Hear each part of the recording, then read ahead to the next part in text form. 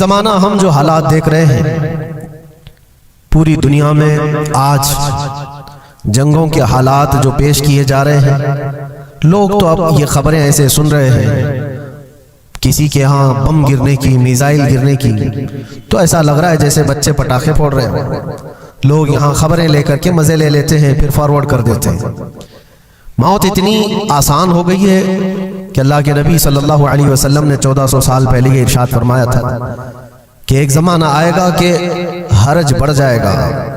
तो सहाबा ने पूछा था ये हरज क्या है? तो हुजूर अकरम सल्लल्लाहु अलैहि वसल्लम ने इरशाद फरमाया था कि कत्ल बहुत ज़्यादा होगा, एक दूसरे का कत्ल इतना ज़्यादा होने लगेगा कि लोग उसकी परवाह भी नहीं करते। आज मुझे आज बताओ, दुनिया पूरी बहुत सारे इश्यूज पर बैठकें कर रही है, ग्लोबल वार्मिंग पे है, दुनिया में इन्वायरमेंट की चेंजिंग पर, मौसम का तापमान बढ़ रहा है, इस पर मीटिंगें हो रही हैं, बड़ी बड़ी तंजीमें बैठती हैं। ये ढकोसला है ये दुनिया का, ये मगरिबी दुनिया, वेस्टर्न कंट्रीज का दिखावा है। ये एनिमल लवर्स को भी बाहर लेकर के आते हैं, उनको बहुत ज्यादा कवरेज दिया जाता है। ये कुत्ते से प्यार करने वाला है, ये मुर्गी से प्यार करने वाला है। जालिमों, 40,000 नहीं 50,000 लोगों को फिलिस्तीन में तुमने ना हक मार दिया, उस पर कोई बैठक नहीं करते। मौत इतनी आसान है इंसानों की। जंग जिससे है, मुकाबला जिससे है, तुम्हारा आपस में बराबर की ताकत का मुकाबला हो तो समझ में आए कि एक दूसरे की फौजों से मुकाबला है, इधर की फौज भी मर रही, उधर की फौज भी मर रही है, लेकिन निहत्ते बच्चों का क्या कसूर? बल्कि वो गोद में आए हुए अभी जिन्होंने शऊर की आंखें भी नहीं खोली, दूध पीते बच्चों के जो कत्ल हुए हैं। तारीख में आपने पढ़ा होगा फिरौन ने 12,000 बच्चों का कत्ल किया था, सिर्फ इस गुमान से कि उसने ख्वाब देखा था बनी इस्राइल में एक बच्चा पैदा होगा जो उसकी सल्तनत को हिलाक कर देगा। ख्वाब की वजह से काहिनों ने उसको बताया था, उसने ख्वाब ये देखा था कि आसमान से एक तारा टूटकर उसकी गोद में गिरा और आग लग गई। तो नजूमियों ने उसकी ताबीर ये बताई थी कि बनी इस्राइल में एक बच्चा पैदा होगा जो तेरी सल्तनत को हिलाक कर देगा। उस डर से बनी इस्राइल में जो भी बच्चा पैदा होता उसको कत्ल करता था। उसने तकरीबन 12,000 बच्चों को कत्ल कर दिया था, इस डर से कि वो बच्चा तो ना पैदा हो जाए जो मेरी सल्तनत को हिलाक करने वाला है। और वो मूसा अलैहिस्सलाम थे, पैदा भी हुए और फिरौन के घर में ही पले। अल्लाह का निजाम है। लेकिन मैं यहां इसलिए बता रहा हूं, फिरौन जुल्म में पूरी दुनिया में मशहूर है। वह औरतों को भी जालिम इस तरह से मारा है कि जिसकी तारीख में मिसाल नहीं मिलती। लेकिन मैंने अपनी जिंदगी में देखा, आज के जमाने में इजराइल नाम से एक नाजायज हुकूमत पर काबिज शख्स ने 12,000 नहीं 50,000 लोगों को साल भर में कत्ल कर दिया। ये तारीख का भयानक चेहरा है। आज लोग इसको हल्के में ले रहे होंगे, न्यूज वाले एक तरफा रिपोर्ट करते हैं क्योंकि इनको इनके बाप दादाओं से डर है, जहां की खाते वहां की गाते हैं। लेकिन बाद को ये सच्चाइयां जनरेशन में मुंतकिल होती रहेंगी, कभी तो आएगा कोई इंसाफ की नजर रखने वाला।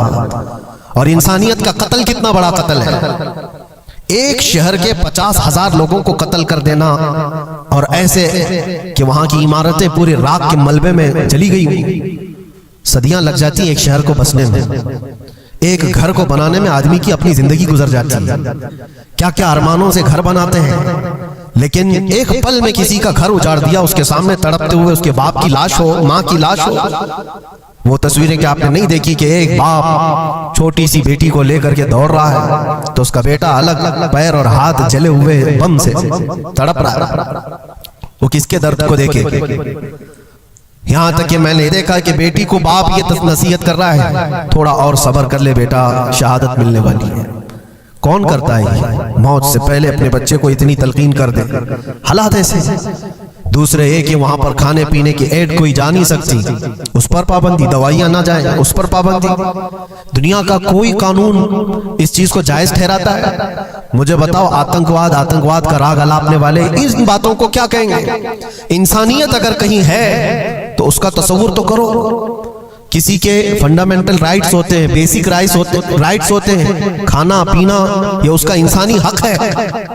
दुश्मनी तुमसे जिनकी है उनके साथ मुकाबला करो, आम शहरियों के साथ नहीं। मुखबिर सादिक रसूल अकरम सल्लल्लाहु तआला अलैहि वसल्लम की तालीमात देखो। जिहाद को लेकर जो प्रोपेगेंडा तुम फैलाते हो और हर चीज को जिहाद का लफ्ज दे करके एक ऐसा नैरेटिव क्रिएट करते हो कि लोगों के दिमाग में एक प्रोपेगेंडा फैल जाए। आओ मैं तुम्हें सुनाता हूँ, रसूल पाक सल्लल्लाहु तआला अलैहि वसल्लम जब सहाबा जिहाद में जाते तो उनको किन बातों की तलकीन करते थे।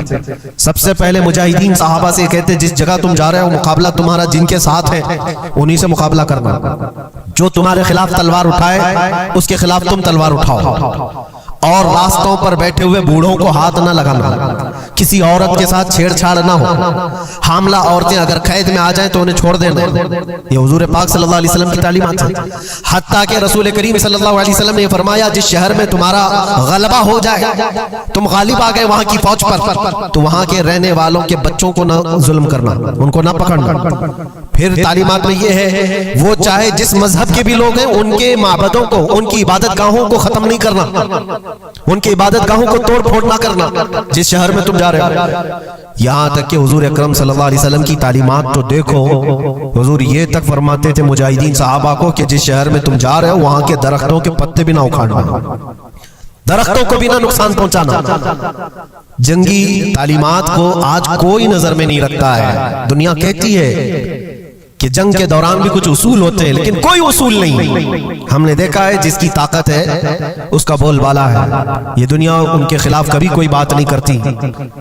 आज से तकरीबन 20 साल पहले भी इराक की क्या हालत थी आपने देखा होगा। एक झूठे प्रोपेगेंडे की वजह से पूरे इराक को तबाह किया गया, आज तक वो संभल नहीं पाया है। न्यूक्लियर पावर इराक के अंदर मौजूद है, उसके रिएक्टर वहां पर मौजूद है, क्या क्या चीजें उस जमाने में फैलाई गई। सोशल मीडिया तो नहीं था उतना, दुनिया ने ये मान लिया कि हाँ दादा कह रहा है तो होगा, और हमला किया इसी बुनियाद पर। 20 साल हो गए, आज तक इराक में कोई न्यूक्लियर पावर प्लांट नहीं नजर आया, कहीं नहीं। एक झूठे प्रोपेगेंडे की वजह से वहां के कितने लाख लोगों को बेघर होना पड़ा है पता है। कुछ जगह ऐसी है जहां बम बरसाए गए, आज तक वहां कोई सब्जा नहीं उगता, कोई वहां पर फसल नहीं होती। मैंने खुद अपनी आंखों से देखा एक नया मैदान जिस पे लोग फुटबॉल खेलते थे, चंद सालों के बाद देखो तो पूरा मैदान कब्रों से भरा हुआ है। कब्रें हैं वहां पर, पूरी कब्रें हैं। लोगों को जनाजा उठाने के लिए लोग नहीं मिलते हैं। मौत इतनी आम कर दी गई थी। इन बातों को कोई कहता है? आपने सुना कभी अबू गुरैब जेल के मुतालिक? कैदियों के साथ जो वहशियाना सलूक किया इन गोरों ने, अल्लाह की पनाह, बहुत सख्त किस्म के, दुनिया में बदनाम जमाना जेल उसको कहा जाता है। हर तरह की वहां पर कैदियों के साथ आजमाइशें हुई, हर तरह की। उन पर कुत्ते छोड़ देना, उनकी शर्मगाहें काटना, उन पर पेशाब करना, हर चीज जो इंसानियत सोज है, इंसानियत को जला देने वाली है, ये सारी हरकतें की गई। दुनिया खामोश है उस सिलसिले में। क्यों? सुपर पावर के 1000 गुना भी हजम कर लिए जाते हैं। छोटा मुल्क या गरीब आदमी कोई बात करे तो सारे उस पर टूट पड़ते हैं। आज मैं एक चीज आपको बताना चाह रहा हूं कि ये कोई नई चीज नहीं है जो हो रही है आज दुनिया में, ये फैलने वाली है और क़यामत के करीब हम आ चुके हैं। हो सकता है दुनिया पूरी जंगों के लपेट में हो, जो रसूल पाक सल्लल्लाहु अलैहि वसल्लम ने इरशाद फरमाया, कत्ल इतना बढ़ जाएगा कि 100 लोग हो तो 99 मर जाएंगे, एक बच जाएगा। कत्ल इतना बढ़ जाएगा, ये जंग की आग हो सकता है आसपास सब फैल जाए, जिसकी वजह से इस वबा में, इस बला में सब मुलव्विस होने लग जाएंगे। और एक बात ये भी याद रखो, चाहे जैसी भी हुकूमत हो, तारीख पूरी उठा करके देखना, जुल्म के बाद जो गुरूर और तकब्बुर में आकर फिरौन बनने की कोशिश करता है, उसका अंजाम अल्लाह ताला बहुत भयानक फरमाता है, बहुत भयानक अंजाम होता है। अब के जालिम भी अपने अंजाम के बहुत करीब आ चुके हैं। इन्होंने जुल्म इतना किया है, वो बच्चों की आहें, वो औरतों की चीखें क्या बारगाह रब्बुल इज्जत में ना पहुंची होंगी? रब तबारक व तआला खुद फरमाता है, सयअलमुल लज़ीना ज़लमू अय्युम मुनक़लिबिन यनक़लिबून, अनक़रीब जालिम ये देख लेंगे कि किस पलटी में अल्लाह ताला उन्हें गिराने वाला है। जो जाल वो अपने दुश्मनों के लिए बुनते हैं, अल्लाह ताला उसी जाल में उनको फंसाता है। आज देखना आप तारीख की सच्चाइयां आपको इस बात का जवाब देंगी। जालिम ये समझता है कि मैं खुदा के बराबर हो चुका, मुझे कोई भी हिलाक नहीं कर सकता। अल्लाह ताला फरमाता है इन्नमा तकुनु युद्रिकुमुल मौत वलौ कुंतुम फी बुरूजिन मुशय्यदा, तुम मजबूत किले में क्यों ना बैठे हो, मौत तुम्हारे पास आकर पकड़ लेगी। और रब तबारक व तआला के लिए कोई चीज नामुमकिन है। लोग आज हवा बनाते हैं कि एयर डिफेंस सिस्टम इतना बड़ा है कोई कुछ नहीं कर सकता। एक छोटे से पिद्दे से एक नाजायज कंट्री को महफूज दिखाने के लिए दुनिया पता नहीं क्या क्या बातें वायरल करती है। इजराइल के पास आयरन डोम है, एयर डिफेंस सिस्टम इतने बड़े हैं, कोई नहीं आ सकता। वो खुदा है? कोई खुदा है? लेकिन दुनिया आज देख रही है, बहुत सारी चीजों को देख रही है। मुझे यहाँ पर किसी के सिलसिले में नहीं कहना है, लेकिन एक बात कहना है कि नशा में चूर, घमंड में चूर जो बंदा होता है, अल्लाह ताला कभी उसको मच्छर से भी हिलाक करता है।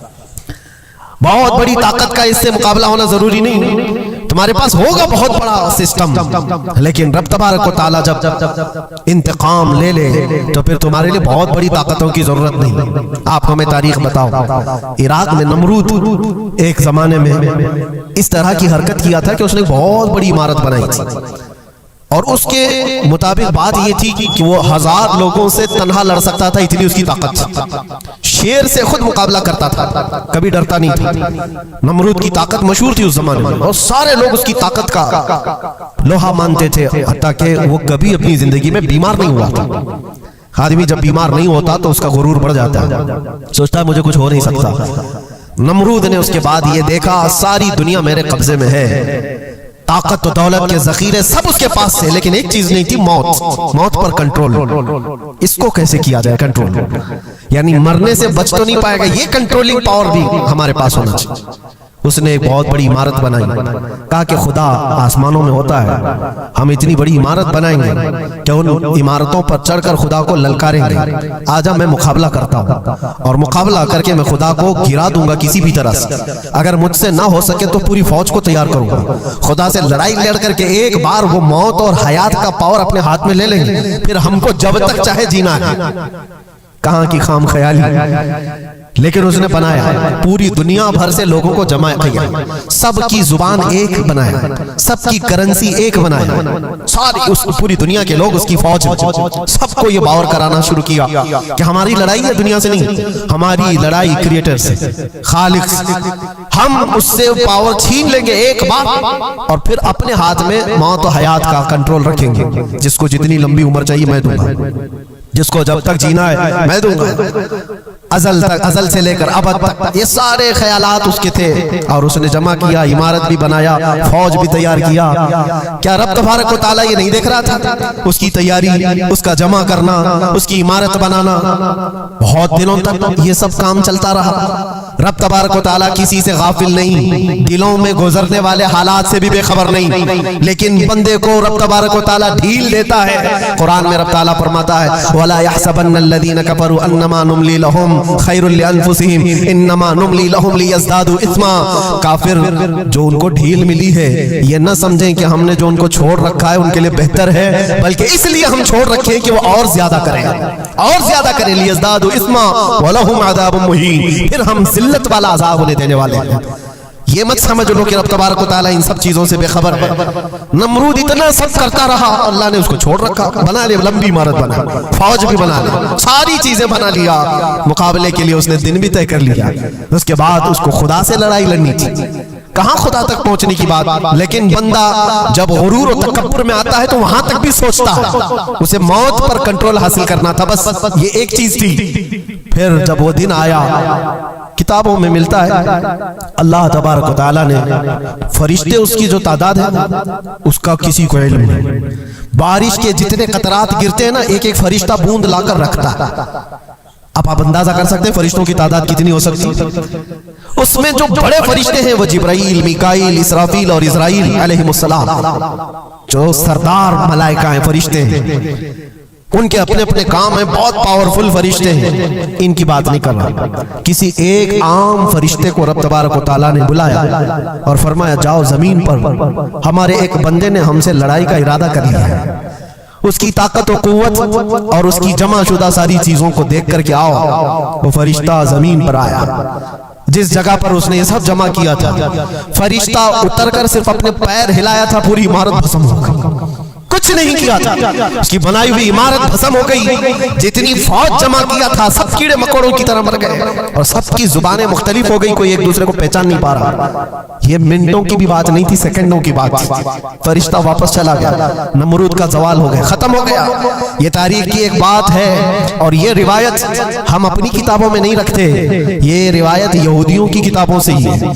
यहूदी इस बात को यकीन करते हैं और इसी वजह से इस बात पर वो दोबारा अमल करने के लिए फिर कोशिश में है। न्यू वर्ल्ड ऑर्डर जो कहा जाता है, पूरी दुनिया को इकट्ठा करना, एक करेंसी बनाना, एक लैंग्वेज पर लाना और सबको मिलाकर के एक ताकत हासिल करना, स्पेस पर जाना और फिर वही चीजें दोहरानी जा रही है दुनिया।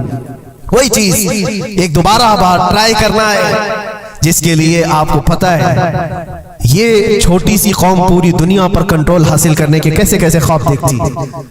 अगर आप जाएं, इस्लाम दुश्मनी तो इनकी पुरानी है, लेकिन ये जो 50,000 लोगों का कत्ल है, ये सिर्फ और सिर्फ उनके अपने एक छोटे मकसद के लिए। हो सकता है बहुत सारी बातें, गजा पट्टी एक ही इलाका बचा हुआ है फिलिस्तीन का, बाकी सब तो ये कब्जा कर चुके हैं 1947 के बाद, 48 के बाद। छोटा सा हिस्सा जो बाकी गजा पट्टी, जिसकी 20 लाख की आबादी, उस इलाके पर इतनी ज्यादा क्यों क्रूरता है, क्यों?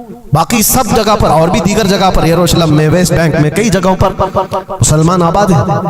ये गजा के लिए क्यों इस कदर सख्तियां हैं? दुनिया को बताने के लिए तो ये एक आतंकवाद जमात है हमास, जिसका मुकाबला करने के लिए हम ये हमले कर रहे हैं। लेकिन आज तक ये दुनिया को बता नहीं सके कितने हमासियों को कत्ल किया, कितने हमास के लोग पकड़े गए, कितनों को मारा गया। चंद होंगे, लेकिन उसके बदले में जो भारी कीमत चुकाई हो गजा के निहत्ते लोगों ने, 50,000 लोगों का कत्ल, ये तो रिकॉर्ड पे दिख रहा है। बाकी अल्लाह वाला, बाकी कितने हैं जिनकी तादाद मिल ना सकी हो।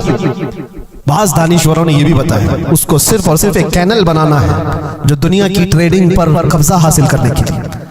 जो सुएज कैनाल है इजिप्ट का, जिससे मेडिटेरेनियन सी से लेकर के गुजरते हैं, 2 समंदरों को जोड़ने के लिए एक कैनल है मिस्र में, इजिप्ट में, जहां से इजिप्ट हर गुजरने वाले जहाज से टैक्स लेता है, हर गुजरने वाले जहाज से एक भारी कीमत लेता है, जिससे ट्रेडिंग पर असर भी रहता है। और जब वो चाहे बंद करे, 2 मरतबा उसने बंद भी किया था तारीख में 1950 के बाद।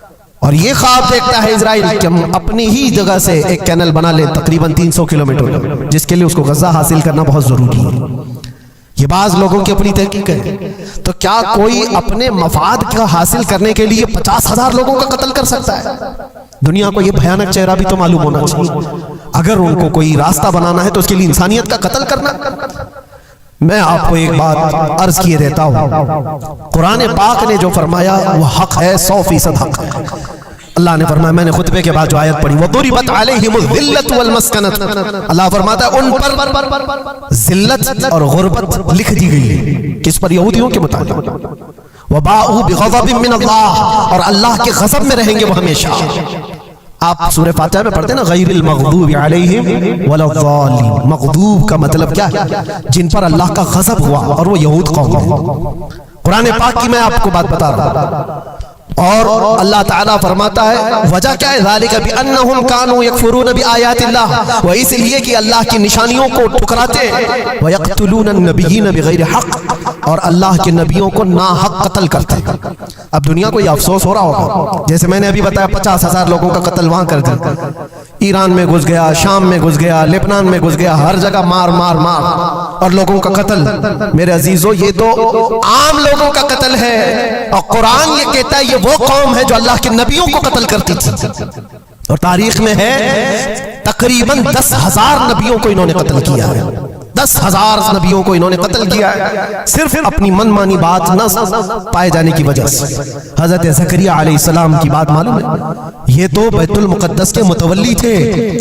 ज़करिया अलैहिस्सलाम बैतुल मुक़द्दस के इमाम थे, जिनका जिक्र है कुरान पाक में। हजरत ज़करिया अलैहिस्सलाम के पीछे यही कौम जो उनकी उम्मत में थी, यहूदियों के लिए भी मुक़द्दस नबी थे, लेकिन इन जालिमों ने हजरत ज़करिया अलैहिस्सलाम को दुश्मनी में रख करके ऐसा कत्ल किया था। अल्लाह अकबर। ज़करिया अलैहिस्सलाम इनसे भाग करके निकले थे और एक दरख्त को जाकर कहा, ए दरख्त खुल जा, मैं तुझ में आता हूँ। दरख्त खुल गया, हज़रत ज़करिया अलैहिस्सलाम उसमें अंदर चले गए, दरख्त फिर बंद हुआ। तारीख में मौजूद है, इब्लीस लाइन ने, शैतान मरदूद ने यहूदियों को रास्ता भी बताया और दरख्त भी बताया कि इसके अंदर ज़करिया छुपे हुए, इसके अंदर ज़करिया है। यहूदियों ने तेज आरी लेकर के दरख्त को ऊपर से काटना शुरू किया कि दरख्त के 2 टुकड़े होंगे तो ज़करिया अलैहिस्सलाम तक भी पहुंच जाएंगे। उन्होंने आरी से काटते काटते काटते उनके सर तक पहुंचा दिया और जब हज़रत ज़करिया अलैहिस्सलाम को अपने सर के ऊपर से कटने की आवाज आने लगी तो आप सोचा कि अब ये आरी से पूरा कट जाएगा। अल्लाह ताला की तरफ से निदा आई, ए ज़करिया सब्र कर लो, अगर तुम इस पर आवाज निकालोगे तो सब्र वालों में से तुम्हारा नाम निकल जाएगा। यहाँ तक के तारीख में है वो यहूदियों ने आरी से काटते काटते हज़रत ज़करिया अलैहिस्सलाम के सर को चीर दिया और जिस्म के 2 टुकड़े हो गए। अल्लाह के नबी खामोश रहे, सब्र करके रह गए। उनके बेटे यहया अलैहिस्सलाम ने यहूदियों के एक गवर्नर या बादशाह को यह कहा था कि एक निकाह में 2 बहनों को रखना जायज नहीं। उसने 2 बहनें एक साथ अपनी ज़ौजियत में रखा था। सिर्फ इतनी बात पर हज़रत यहया अलैहिस्सलाम सिर्फ 33 साल के जवान थे। उस यहूदी जालिम ने यहया अलैहिस्सलाम के सर को काट करके बर्तन में लाकर नाश्ते में रखा था। अल्लाह के नबी की बात कर रहा हूं, अल्लाह के नबी के सर को काट कर तश्त पे रखा था। लेकिन तारीख की सच्चाइयां बताती हैं कि वो कटे हुए सर से यहया अलैहिस्सलाम बोलते थे, ए जालिम, अब भी मैं कहता हूं एक निकाह में 2 बहनों को रखना हराम है, हराम है। ये अल्लाह के नबियों की जिंदगी में बता रहा हूं जिनके साथ इन्होंने किया। ईसा अलैहिस्सलाम, ये पागल ईसाई जो आज उनकी कपड़ों में जाकर बैठे हुए होते हैं, जबकि जिंदगी भर ये लड़ते रहे हैं। कुरान भी कहता है वकालतिल यहूदु लैसतिन नसारा अला शै, वकालतिन नसारा लैसतिल यहूदु अला शै। दोनों लड़ते थे। यहूदी कहते ईसाई कोई चीज ही नहीं, ईसाई कहते थे यहूदी कोई चीज ही नहीं। इनकी जंगें इतनी खतरनाक हुई, ये सब लिपापोती करके आज दिखाते हैं कि हम सब एक हैं। बहुत गहरी दुश्मनियां इनके दरमियान थी। ईसाईयत, हजरत ईसा अलैहिस्सलाम को क्या किया गया? जब उन्होंने अपने पैगामात फैलाए तो ईसा अलैहिस्सलाम को भी कत्ल करने का मंसूबा यहूदियों ने बनाया था और पूरे लोग आकर हजरत ईसा अलैहिस्सलाम के घर को घेराव कर लिए। ईसा अलैहिस्सलाम को उस रात अल्लाह ताला ने आसमानों पर उठा लिया और एक यहूदी को अंदर देखने के लिए भेजा था यहूदियों ने कि जाकर देखो ईसा है कि नहीं। तो अल्लाह ताला ने वो आए हुए यहूदी को ईसा अलैहिस्सलाम की शक्ल दे दी, ईसा अलैहिस्सलाम को उठा लिया।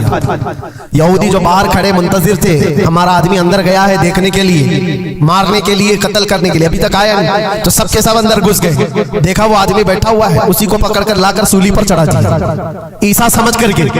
लेकिन इत्तेफाक ये है कि उसको पूरी शक्ल नहीं दी गई थी, आधी शक्ल ईसा अलैहिस्सलाम की थी और आधी उसकी खुद की थी। बाद में यहूदियों में खुद इख्तिलाफ हो गया, हमारा बंदा कहां गया जो ढूंढने के लिए गया था, वो गायब कहां है? और अगर ये हमारा बंदा है जो ढूंढने के लिए गया था तो फिर ईसा कहां है? ये इख्तिलाफ में, ये शक में 550 साल गुजर गए। फिर मेरे मुस्तफा सल्लल्लाहु अलैहि वसल्लम तशरीफ लाए और कुरान ने इस बात को वाज़ेह किया, न तुमने ईसा का कत्ल किया, न सूली चढ़ाई है। ईसा अलैहिस्सलाम जिंदा है, अल्लाह ने आसमानों पर उन्हें उठाया। ये तो ईसाइयों पर एहसान है कुरान का, जो सच्चाइयां 550 साल पहले की बताया। मेरे अजीजों, ये तारीख में आपको बता रहा हूं, नबियों का कत्ल करने वाली कौम, उनके सामने आम इंसान क्या माने रखते हैं? ये दुनिया की सारी कौमों को हकीर समझने वाली कौम, दुनिया के पूरे जखीरों को अपनी मिल्कियत समझने वाली कौम, उनका अकीदा है ये दुनिया का जितना गोल्ड है, जितना सोना है, उस पर सिर्फ और सिर्फ उनकी कौम का कब्जा होना चाहिए। पूरी दुनिया को, आपको पता है मदीने तैयबा में हुजूर पाक सल्लल्लाहु अलैहि वसल्लम की आमद से पहले ये सब के सब मदीने में बसे हुए थे।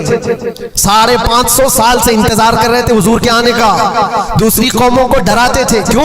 उनकी किताब में मौजूद था आखिरी नबी के आने की सारी बातें मौजूद थी।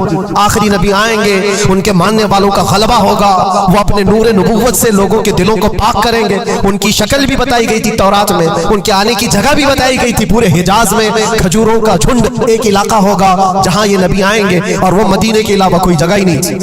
यहूदी ये सब चीजें देखकर हुजूर के आने से 550 साल पहले से इंतजार में थे, वो नबी यही आएंगे, यही आएंगे। और दूसरी कौमों को डराते थे, हमसे मत उलझना, आखिरी नबी आने वाले हमारे, और उस नबी के आने के बाद फिर हम चुन चुन कर तुमसे बदला लेंगे। और जब कभी मुसीबत आती तो अल्लाह से दुआ भी ये करते थे कि अल्लाह, वो आखिरी नबी जो हमारे इलाके में आने वाले हैं, उनके सदके में तू हमारी बलाओं को दूर कर। ये वो कौम है में जो हुजूर आखिरुन नबी सल्लल्लाहु अलैहि वसल्लम के इंतजार में वक्त काट रही थी। लेकिन हुआ ये, उनका अकीदा ये था कि आखिरी नबी तो बनी इसराइल में ही पैदा होंगे, हमारे खानदान में पैदा होंगे। इन्होंने ठेका ले रखा है आखिरी नबी कहां पैदा होंगे ये फैसला करेंगे। अल्लाह तबारक व तआला ने आखिरी नबी हमारे आका सल्लल्लाहु अलैहि वसल्लम को बनी इसराइल में नहीं, बनी इस्माइल में पैदा किया। इस्माइल अलैहिस्सलाम की औलाद में पैदा किया। और ये इस्माइल अलैहिस्सलाम की औलाद पूरे अरब में आबाद थी। अरब में पूरी आबादी इस्माइल अलैहिस्सलाम की थी। मक्का को आबाद किसने किया? इस्माइल अलैहिस्सलाम।